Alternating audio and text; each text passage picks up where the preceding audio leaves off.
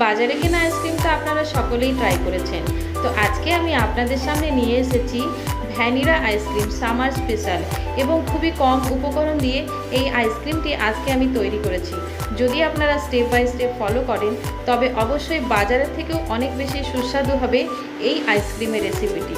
তো আমি ঝুমাস ওয়ার্ল্ড থেকে আজকে আমি নিয়ে এসেছি ভ্যানিলা আইসক্রিমের রেসিপি উইথ চকো চিপস। চলো শুরু করা যাক। এখানে আমি 1 কেজি দুধ নিয়েছিলাম এবং সেটাকে আমি কমিয়ে 500 গ্রাম নিয়েছিলাম।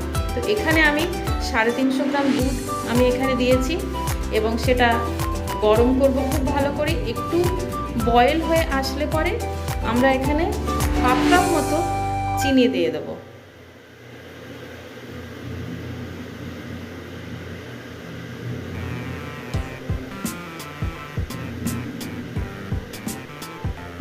চিনিটা আপনারা বুঝে নেবেন, যেরকম কোয়ান্টিটির আপনারা আইসক্রিম তৈরি করবেন সেই হিসাবে কিন্তু চিনিটা এখানে অ্যাড হবে। চিনিটা দিয়েও আমরা বেশ কিছুক্ষণ এটাকে বয়েল করব, যতক্ষণ না চিনিটা গলে দুধের সঙ্গে মিশে যায়। ততক্ষণে আমরা একটা বোলের মধ্যে একটু জল নেব, তার সঙ্গে আমি ভ্যানিলা ফ্লেভারের আইসক্রিম মিক্সচার 1 টেবিল স্পুন এখানে অ্যাড করে ভালো করে গুলে নেব।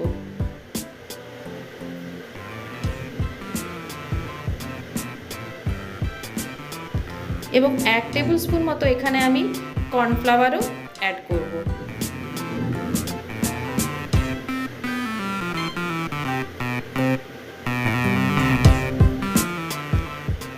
ভালো করে গুলতে হবে যেন লাম্পস না থাকে।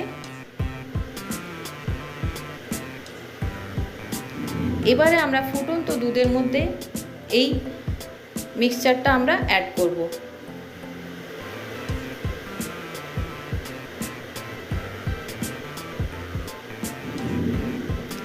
যাতে থিকনেসটা একটু গাঢ় হয়, এবং খুব ভালো করে নাড়তে থাকবো যেন না ধরে যায়।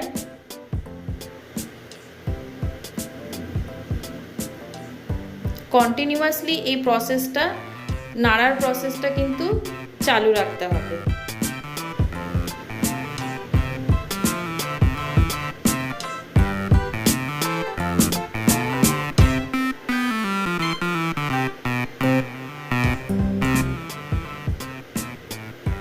যখন খুব ভালো করে মিশে যাবে এবং একটা গাঢ় ভাব চলে আসবে তখন এটা রেডি হয়ে গেছে জানতে হবে। একটা বোলের মধ্যে আমরা মিক্সচারটা আমরা অ্যাড করব এবং ঠান্ডা হওয়ার জন্য প্রথমে ছেড়ে দেব।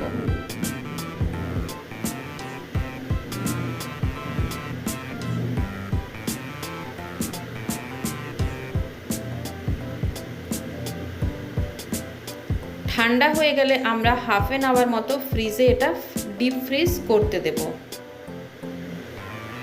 তো আইসক্রিমের বেসটা তো তৈরি। নেক্সট এবারে প্রসেস হচ্ছে আমরা ফ্রেশ ক্রিম নিয়েছি ভ্যানিলা ফ্লেভারের, এটাকে আমরা বিট করব।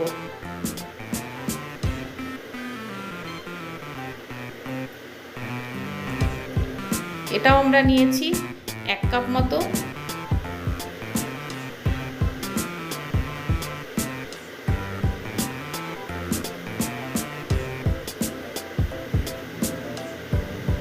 পাঁচ থেকে 7 মিনিট এটা আমরা বিট করব।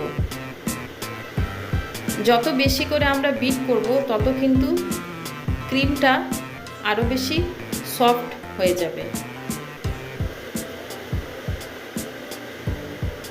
দেখো কত সুন্দর এটা বিট হয়েছে। এবারে আমরা ফ্রিজ থেকে বের করব যে আইসক্রিমের আমরা বেসটা তৈরি করে রেখেছিলাম, সেটা আমরা এই ক্রিমের সঙ্গে আমরা অ্যাড করব।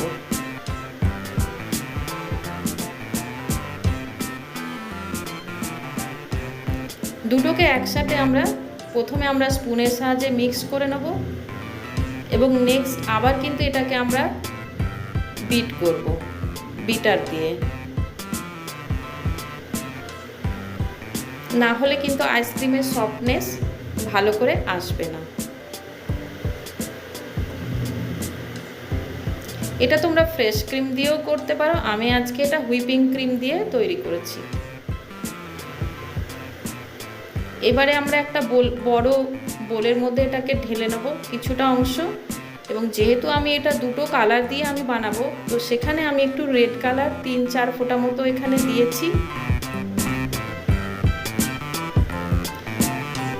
এবং ভালো করে কালারটা মিক্স করে নেব।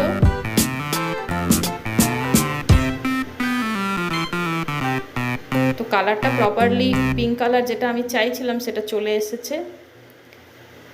এবারে আমার বাড়িতে আমার এই ধরনের কন্টেনার ছিল আইসক্রিমের, তো তোমরা যেটাতে যে কোনো কন্টেনারে এটাকে তোমরা ফ্রিজ করতে পারো। তো আমার এই কন্টেনার ছিল, এখানে আমি ঢেলে নিচ্ছি আইসক্রিমের বেসটা।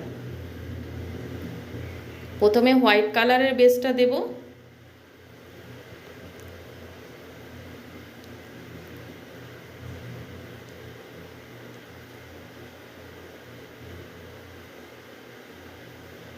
নেক্সট এবারে আমরা পিঙ্ক কালারটা বেসটা আমরা অ্যাড করব।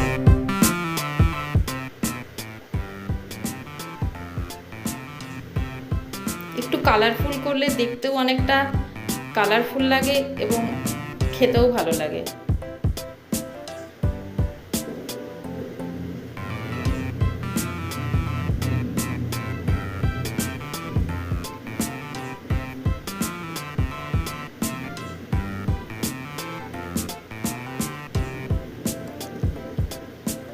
এবারে স্টিক দিয়ে হালকা করে আমরা এটাকে মিক্স করে দেবো, খুব বেশি মিক্স করব না, তাহলে হোয়াইটের সঙ্গে পিঙ্কটা একেবারেই মিশে যাবে।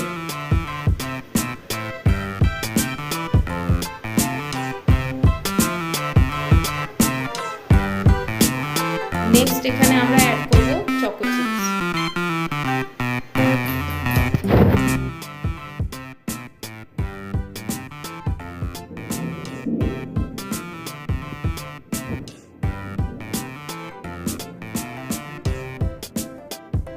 খুব টাইট করে আমরা বন্ধ করে দেব এবং ডিপ ফ্রিজারে আমরা ফ্রিজ করতে দিয়ে দেবো 7 থেকে 8 ঘন্টা।